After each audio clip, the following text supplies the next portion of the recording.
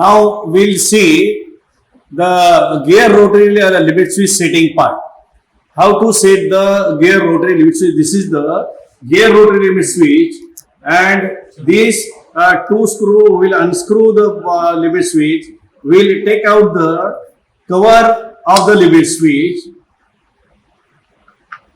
Now, how to set the limit switch?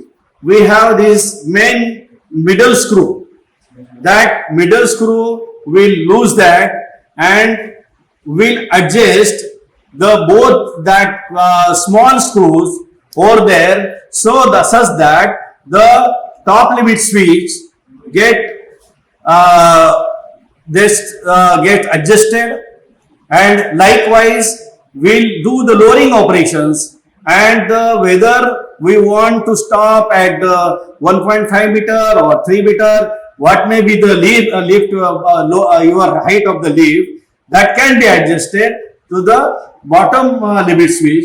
That is, bottom limit switch also adjusted with that two screws.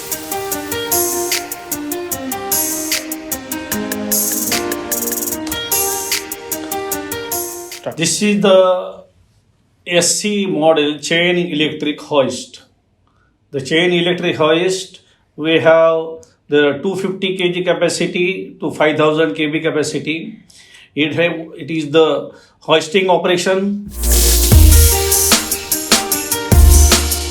We can see this hoisting operation, and now it has stopped because of the upper limit switch as set to that particular position.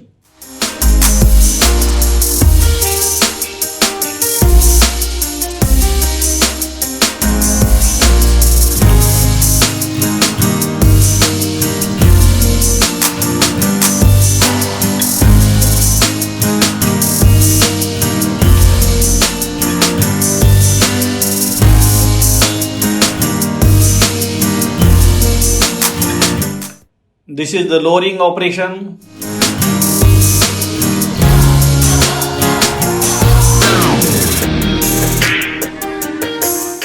When the lower block comes to the bottommost position, it will automatically stop due to the lower limit switch setting. And if the lower limit switch not get operated, in that case the clutch of the hoist will slip and operation will stop. Because of this clutch operation, now you can see that the operation has stopped because of the limit switch. Also, we have to see that there should not be the angular loading of the hoist. Also, we have to see that there should not be any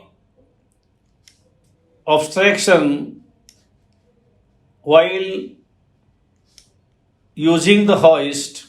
For hoisting and lowering, the hoist should be operated to its rated capacity, and the clutch is adjusted to the particular rated capacity. Then if we overload the hoist, the clutch will automatically get stiff, and then it will not leave the further load. So that clutch operation is very important, and the clutch can be set from outside, but it is pre-adjusted. You don't have to readjust the clutch or over tighten the clutch for not lifting the load. So you have to take care that clutch is properly not to be disturbed. Only you have to see that the chain collector is fitted, and the chain collector, in the chain collector, the chain is collected, and the chain can be lubricated with the low viscosity oil. The This is the cylindrical motor of the hoist, and we have this brake of the hoist. We'll see how the brake is adjusted. The brake need not have to be adjusted for at least for 6 months, depending upon the use of the hoist. But after some use of the hoist, sometimes we have to need to adjust the brake. So the brake. Now we will open this cover, and how the brake is adjusted, that I will show you. This is brake of the hoist. Here we have this brake coil. We have this is the liner of the brake disc, the liner of the brakes.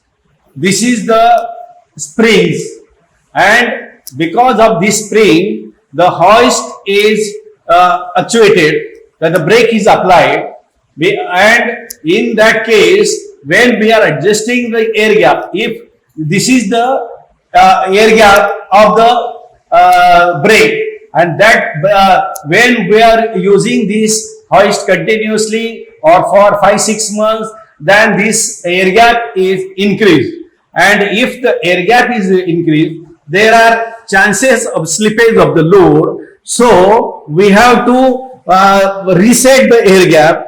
For resetting the air gap, we have here one screw and one nut. This is locking nut outside, and likewise this 1, 2, and 3. These studs are there. On these studs, if we lose this nut inside on the studs for 1, 2 threads, and if we tight it from outside this nut, then this air gap we can minimize this air gap up to the required end with the help of filler gauge. Now I will show you that how that is adjusted with the help of spanner. This is the brake of the hoist. This is the brake liners, and this is the coil of the hoist, and this is the spring that which control the pressure on the brake of the hoist. Because of the spring, this brake is applied. Now, when we are using the hoist for a few months, after using it continuously, there is a possibility that air gap, we can see this air gap, this side, that air gap is increased. After increasing the air gap, there are chances of slipping the load. So we have to readjust the air gap. Now that can be adjusted with the help of these two